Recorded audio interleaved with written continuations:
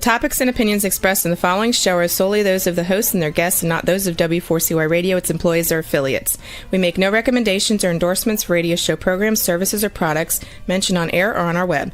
No liability, explicit or implied, shall be extended to W4CY Radio or its employees or affiliates. Any questions or comments should be directed to those show hosts. Thank you for choosing W4CY Radio.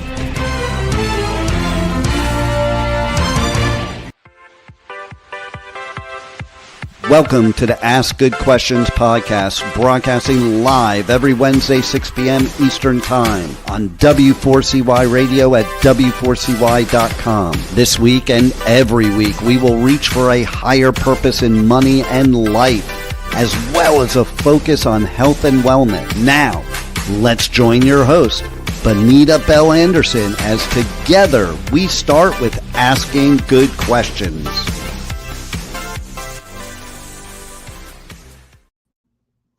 Hello and welcome to the Ask Good Questions podcast.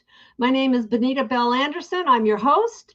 And today I have a very special guest, and I will invite him to the podcast stage right now. His name is Chris Johnson. Hey, Hi, Bonita. Chris. Hey, how are you? I am great. And you're coming at us from Texas, right? What Yep. is it? Houston? Houston, Texas. Houston, I'm a Texas. Floridian and a Texan. I've spent about my first half of my life in Florida, second half so far in Texas. Cool. Well, Chris is an attorney and also an entrepreneur, and I'm going to let him just fill us in a little bit on his background. Sure. So I'm a business lawyer and entrepreneur, and I own really three different segments of businesses. It's law firms, and then it's real estate and title, and then it's and then the third one will be like financial services type things. That's kind of the sphere of what I do. Throughout my experience with my title company, which I've had now for maybe it's been 5, 6, 7 years, something like that. I saw that the number one problem in closing a file were probate, estate planning type issues.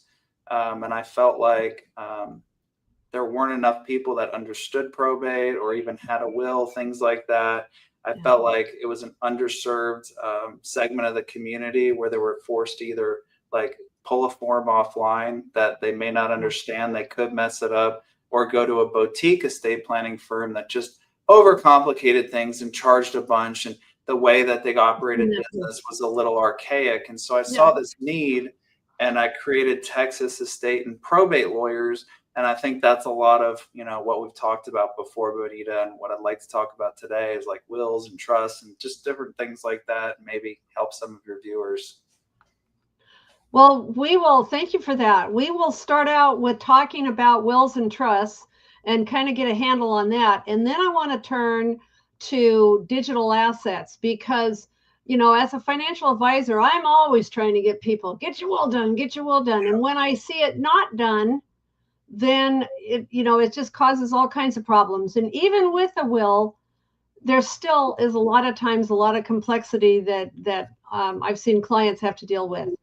So let's just start out with the whole idea of wills and trusts. What's the big difference between a will and a trust? Okay.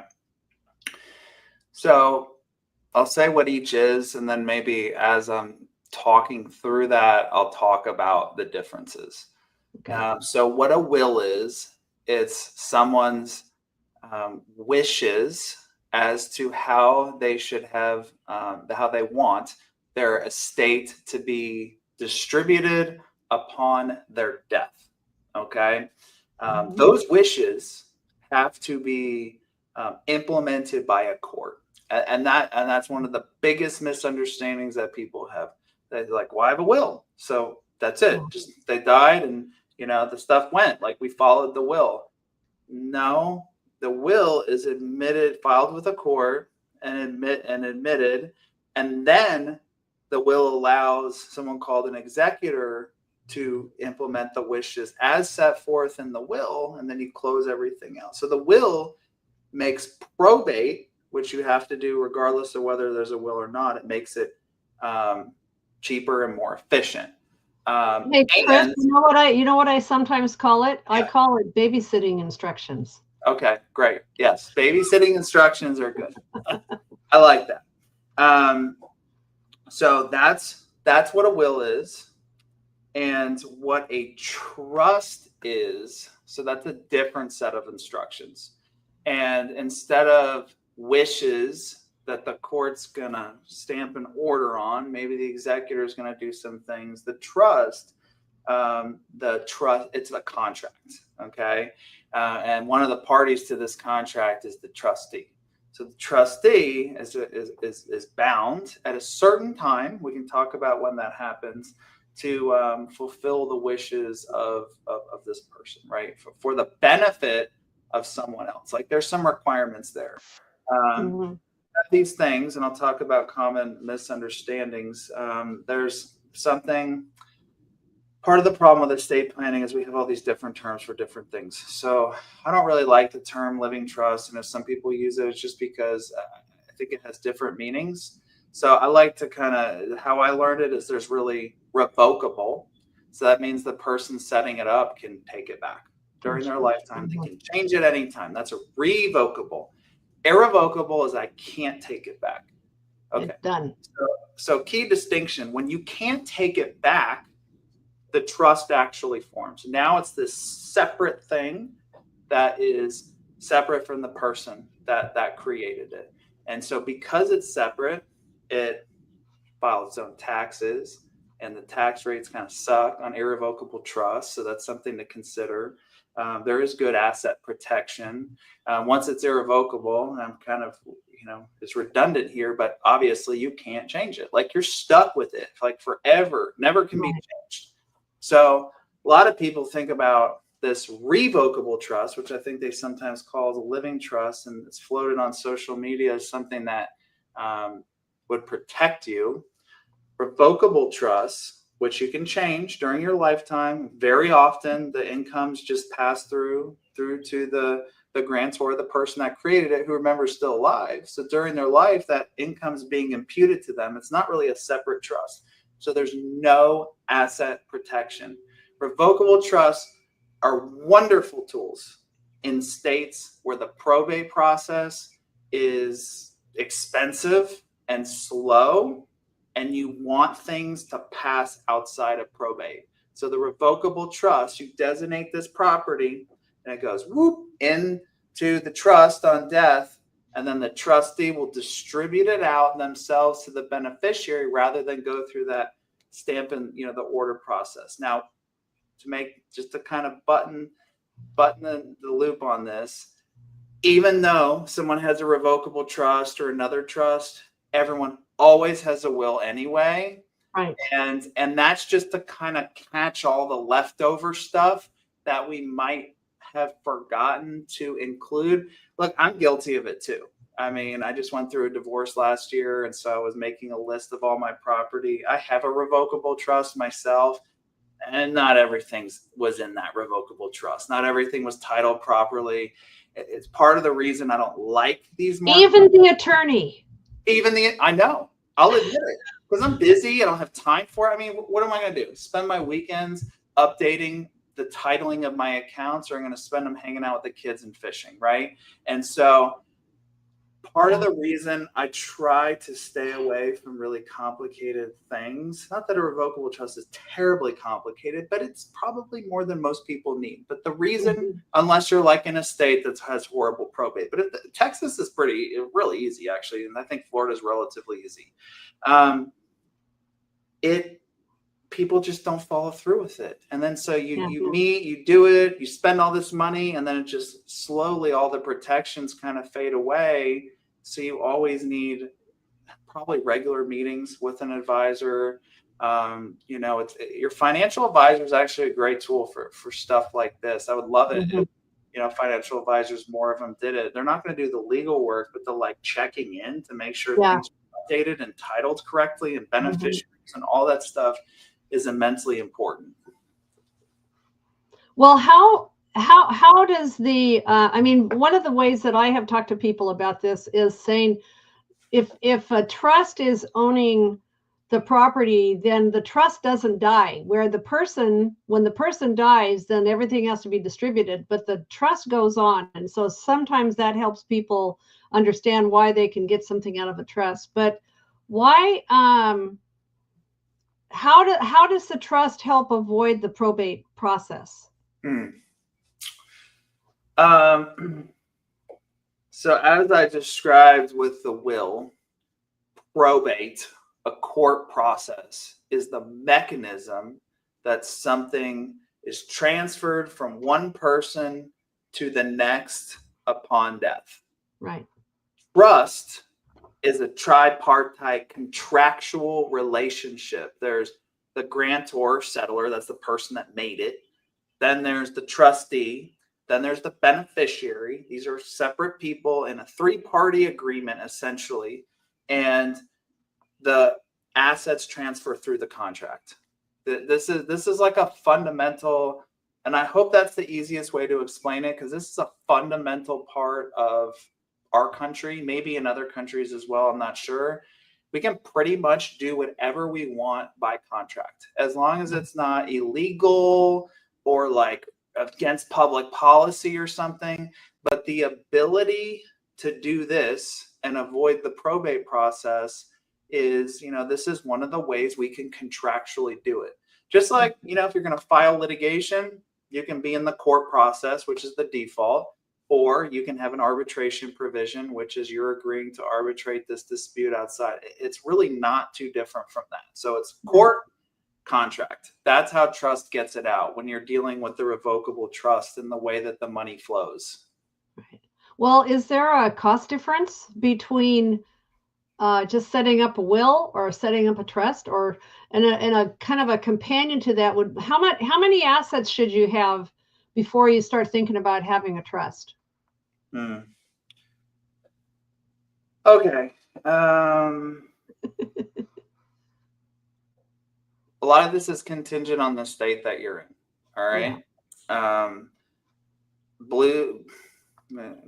Bluer states, maybe states with a more difficult probate process, or those states that have maybe their own inheritance tax rules.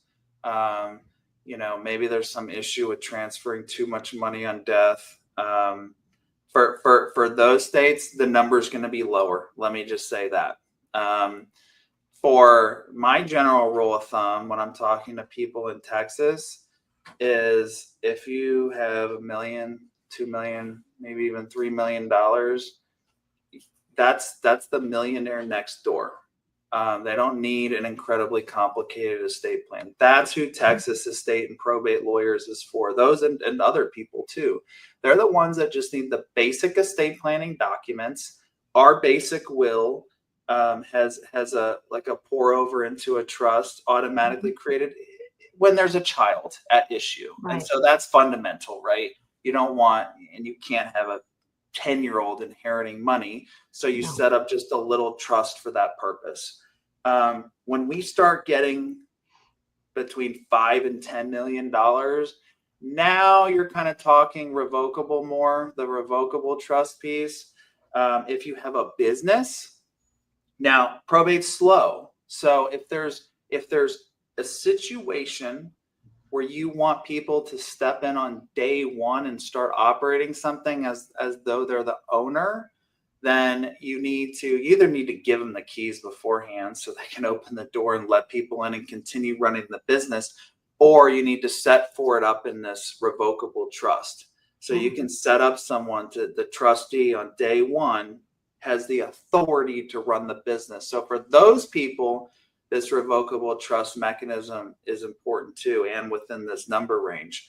Right now, the exemption, which we haven't talked about, what is it, Benita? 13 million? Is it 13 or something like that? 15. So it's $15 million. That's per person. If you're married, you have, the carryover and all that. So it's like 30. Trump's president now? I don't know. You don't want to bet on horses. Who knows what's going to happen? Right. It's probably going to sunset lower, is my guess. So if you're in the range of 10 million plus, now you get into, I think, should I create some kind of irrevocable trust? What that means, again, money, can't change it, not mine anymore, putting it in this trust. There's cost involved with that, administrative costs, tax returns, all that stuff. Do the costs, do the benefits outweigh the cost? Now, if you have an estate 50 million plus, now you're substantially harmed by the death taxes, right? Because your exemption is like 15 or 30. You're going to pay 40% for the death taxes. Right. So at that point, yeah, now we're looking at tools to get money out of your estate now, give it to an irrevocable trust before these limits, if they do go down, and you're charged a hefty tax on that. So right. A lot of this is just based on the needs of the client. So are you doing this to avoid probate? Are you doing this for asset protection? Are you doing this for tax mitigation? These are all very legitimate considerations. Big questions. That may apply more or less to some people or others. How are you? You talked several times about a trustee. How do you choose that person? What are you thinking about? What should they consider when they're choosing a trustee? I have opinions. I think other people are going to have opinions too, and everyone's entitled to their opinions. I don't know if there's really wrong answers here.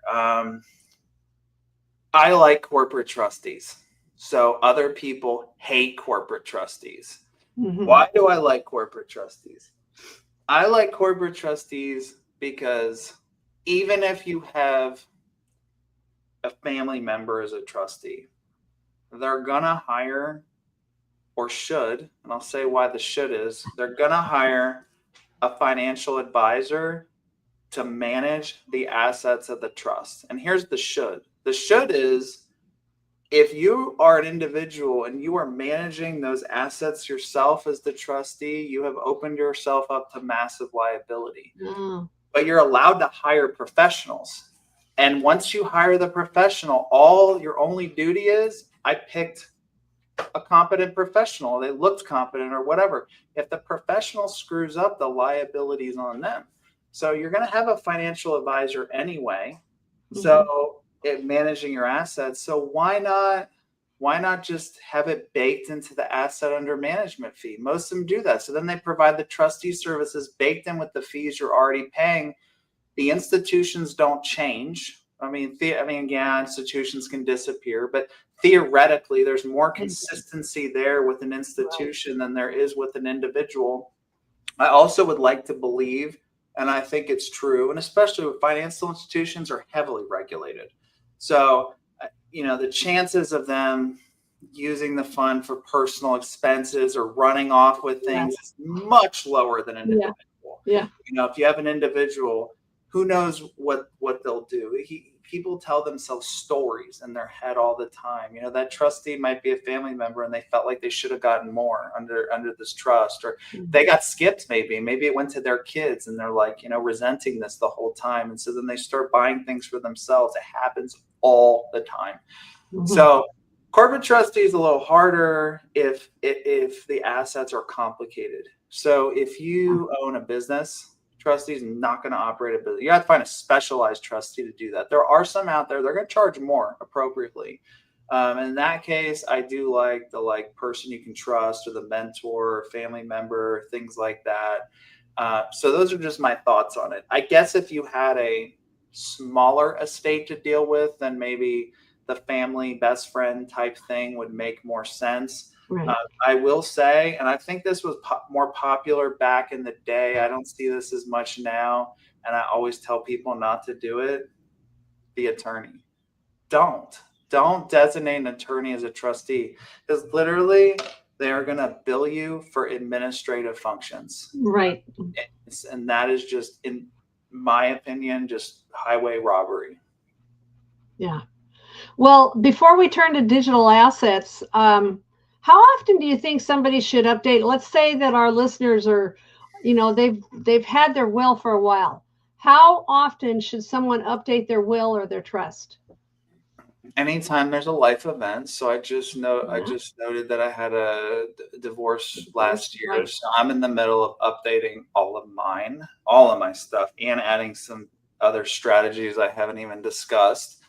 If you have maybe a child, that's a life event. Mhm. Things like that. Otherwise, even if you feel like there's no life event change that's happened, I would say probably check in every like 5 years wouldn't Yeah. be the worst thing in the world. Something It's like it's that. surprising how things can change.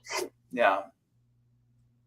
So, okay, so there's been a lot that's happened lately in regards to digital assets. I think that as we came along with having social media accounts and passwords and all that, it didn't used to be a thing. Well, now it's a huge thing.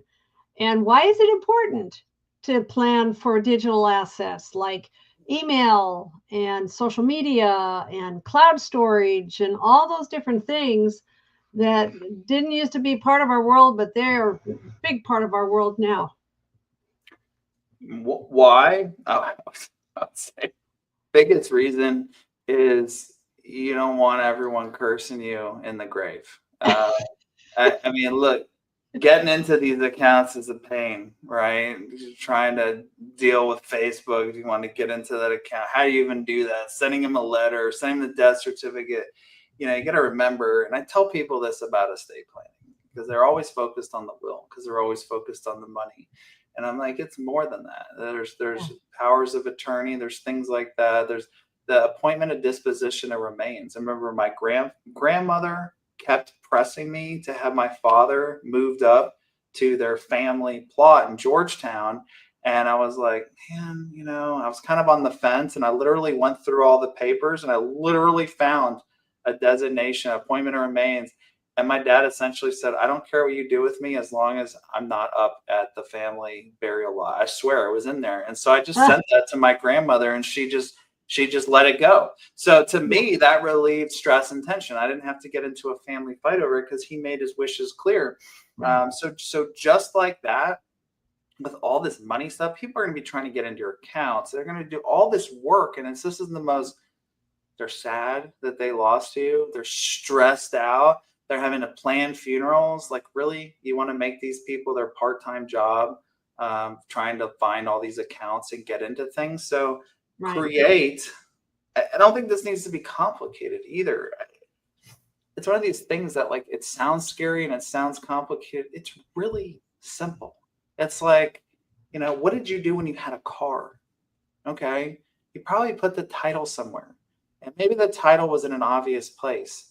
If it wasn't, then you just kind of in your papers, said, it's here, or at least at a minimum, let people know all the important stuff's in my safety deposit box. Right. It's no different than that. It's just we have things that aren't as tangible. We have might be a hard wallet. I think some of the problems with crypto, and I know you mentioned that one, is there are people that don't know how to use the technology. So it's not just like, here's the title. That everyone knows what to do. They sign the back. They do what they need to do. They see a thumb drive in a safety deposit box. Maybe there's even instructions, in the will, like, go to safety deposit box, present, this, you'll get in, blah, blah, blah.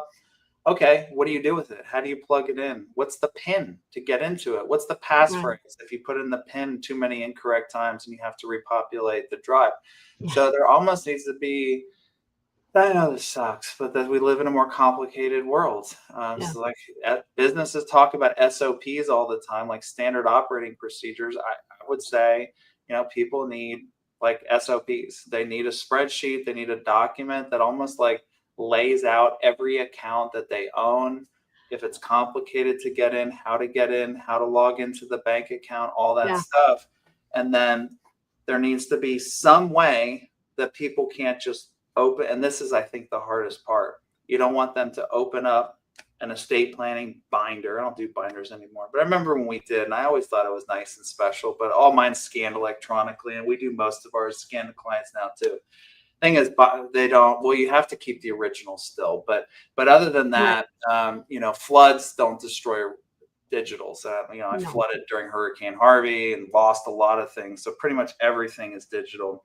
How do you have in the estate plan the instructions on the treasure hunt to get to that spreadsheet, that really important thing? I wouldn't put it in that estate planning binder, but I would note, that go here for the key to this, right? And then go to this, where to go. Either that or really keep those estate planning papers in a really secure and sensitive location. Because you don't want people opening them up and getting to the spreadsheet. You're right. Now, so Chris, I have a binder. I still have a binder, but maybe I'm old enough that's why I have a binder. But I have a letter of instruction at the front of the will. Yeah. And with that is like passwords to get into some of the digital things. But I also have all of that on the cloud. So yeah, both is good. Both is good, and you have to have the original of the will too. So you gotta have that. So what counts as a digital asset, and what do you think often gets overlooked? Lord. Well, I guess anything of value that that isn't physical really is digital. What gets overlooked? Beneficiary designations get overlooked all the time. I think so. Mm-hmm. That should be simple. And so what is a beneficiary designation, by the way? Okay, remember we talked about court and contract? Okay, well, beneficiary designations, contract. It's kind of like that. So it doesn't go into probate. Interesting. So there are different things where you can pass contractually. So your life insurance, the bank accounts, the 401k, those kinds of things, you can literally, if everything's set up correctly, then it can pass over, pass down, really simply. You need to make sure there's a right. I don't know the rules in all the states. Some states automatically revoke a beneficiary that is your spouse once a divorce happens. I wouldn't assume that's true in every state. It would be interesting to find out. But either way, if you got divorced, better damn make sure that you change that. You can even do in Texas a transfer on death deed. I do this for clients sometimes, when they have a smaller estate, is I will organize their estate in such a way where they essentially don't have to probate anything. So they're not doing a revocable trust. We're just doing beneficiary designations, transfer on death deed, all that stuff passes outside of probate. Right. So that's number one on the digital assets. What gets overlooked other than that?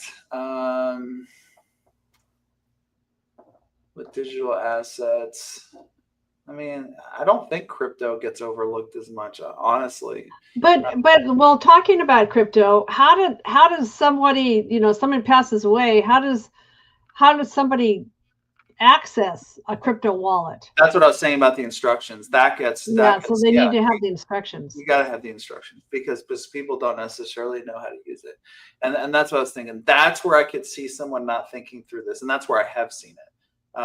They figured it out. They know how to use the wallets, all this Coinbase and all these different hard wallets and online wallets and all that. But that's like Chinese to other people that have to go in and try to figure this out. So the instructions are super important.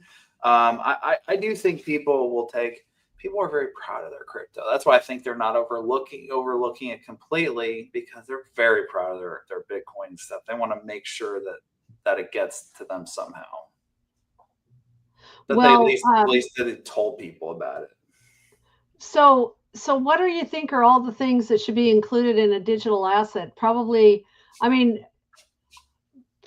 biggest thing would be, first and foremost, you should be able to get into that person's email. And like me, I've got several different email accounts for different purposes. Yeah. So, that's a lot. What I've done is like a spreadsheet. I know. So then what happens when they ask you to reset your password and you reset your password? It's pretty crazy. All this stuff that we have, the spreadsheet's good. I would almost say the spreadsheet would identify all the email accounts, and then they just need to log into my computer. And when they log in and use the password, then they have access to my keychain. Now the keychain updates digitally all the time and is always current. I could totally see a spreadsheet with passwords over a 10-year period. None of those passwords are going to be correct anymore. Right. Yeah, exactly. Yeah. I mean, I'm thinking I've got probably at least one that I need to update on that list that's with that stuff. So now you're making me have some tasks that I need to update. So are there any tools or platforms that you recommend for managing digital assets or digital legacy planning? I don't really know of any. I'd love to hear from you if you know of any.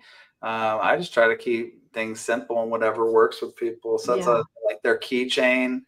If they want an Excel spreadsheet, if there's a Word document or something like that. No, I don't really recommend that. People are probably, you'd have to, unless I don't know something, I mean, you would have to charge for that if you had a product. None of our clients, I don't know, would want to pay 10, Would 20 want to do that. months or something like Yeah. that. Yeah. Well, what I did for my stuff, I've taught cybersecurity classes in the past, and for my financial accounts, I created a special weird email address that is for just those financial things, and then regularly change the password.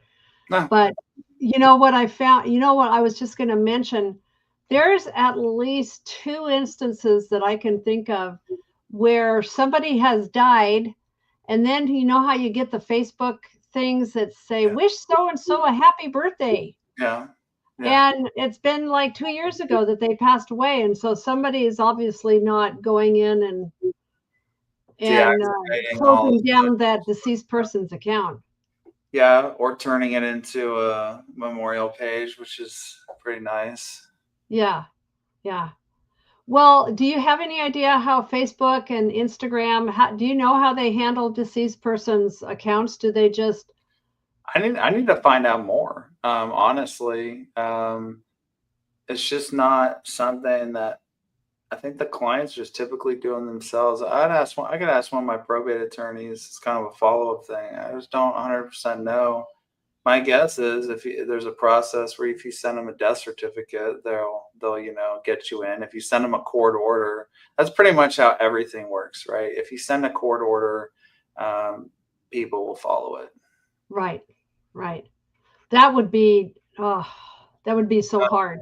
I had a new client I signed up today, and her husband of 40 years got with someone else, and he filed a divorce paper himself, fraudulently, just fake paper.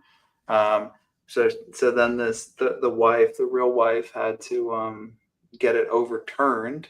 Now we're dealing with a situation where this guy just died. And so they're trying to get his body. My client's trying to get the body, and the funeral home doesn't want to deal with this at all. He's like, I don't know who this guy's married to. This lady says one thing, this lady says the other, and he's like, I need a court order. That's pretty much what every institution is going to lean on when you have some kind of dispute, because they don't want to get sued. Right. Yeah. I have found, and tell me if I'm on the right track with this. I'm just thinking, like, obviously, like I told you, I've got my binder and all that is, physical, but I also have everything online.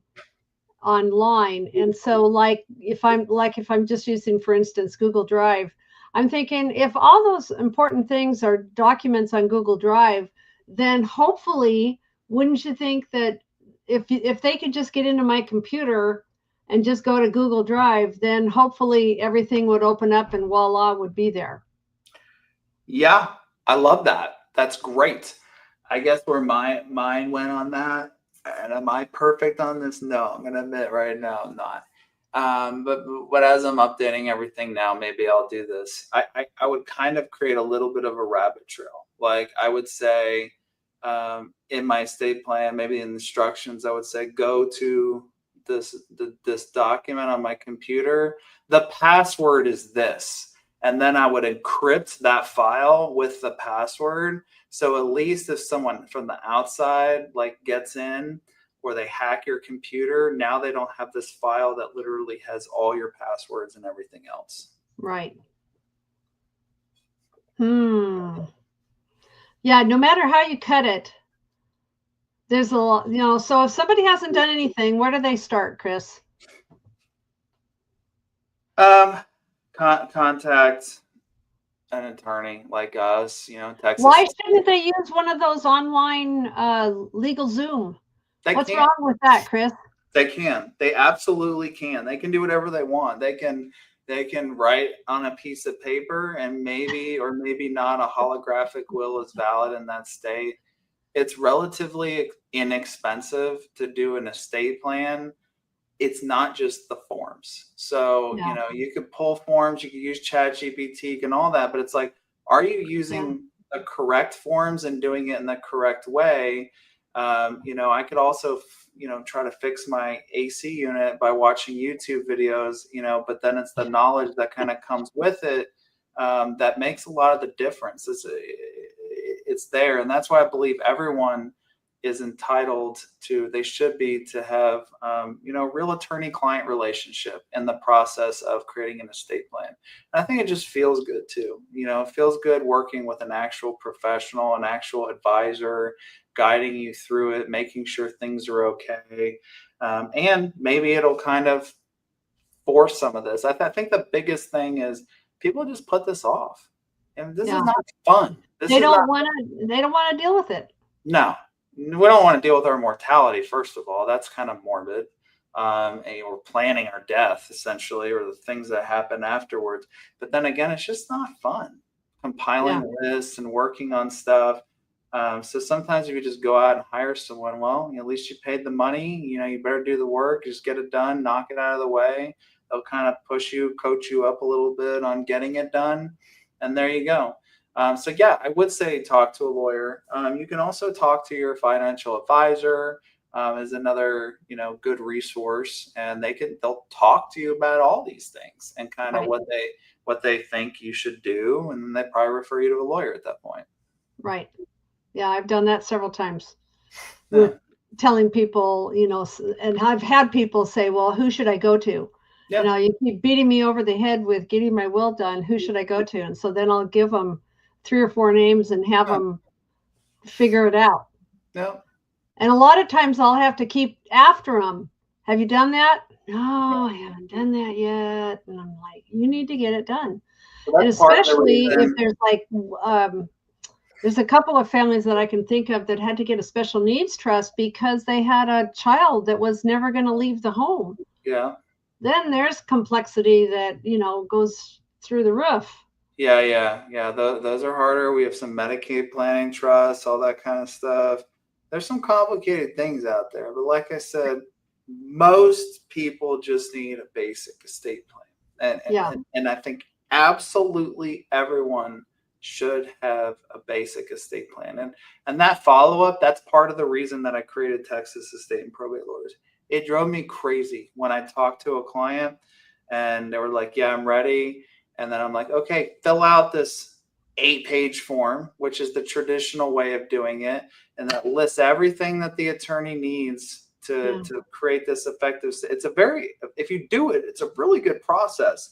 The problem is people don't want to fill out this long form. Yeah. So what I've done in Texas Estate and Probate, I've literally, it's like LegalZoom in the sense that you have all the information in front of you. You have the options, you have the pricing. It's never more than the pricing.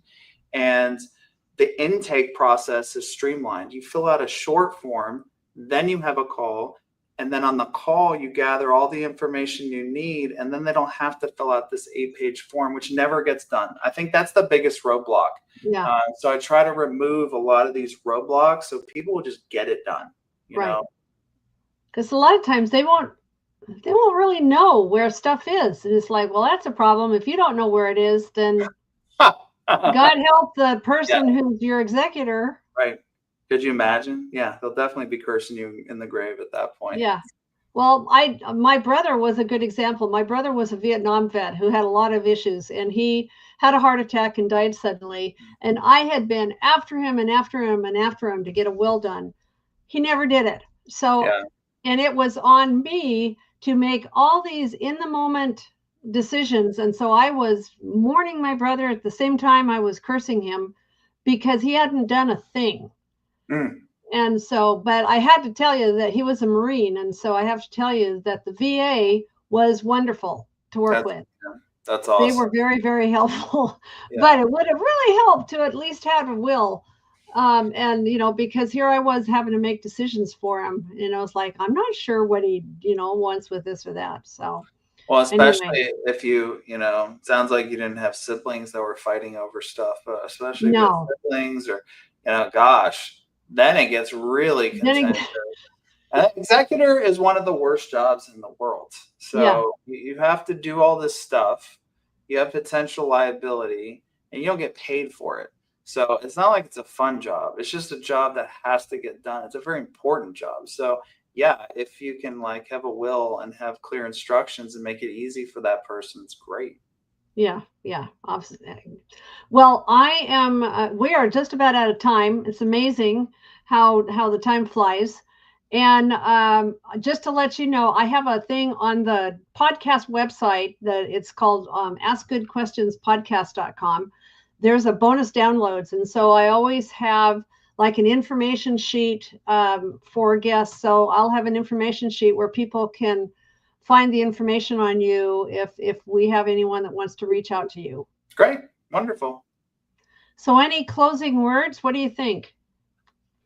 I don't have any closing words. It's 11:50. I said, let's get lunch. That's a closing word.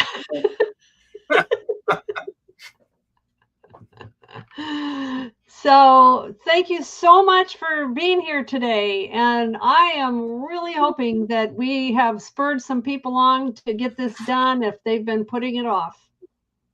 You're very welcome. It's been a pleasure being here today with you. Thank you, Bonita. Thanks so much, Chris. And thank you so much for joining us on the Ask Good Questions podcast. Today's episode is over, but we did ask good questions again, didn't we?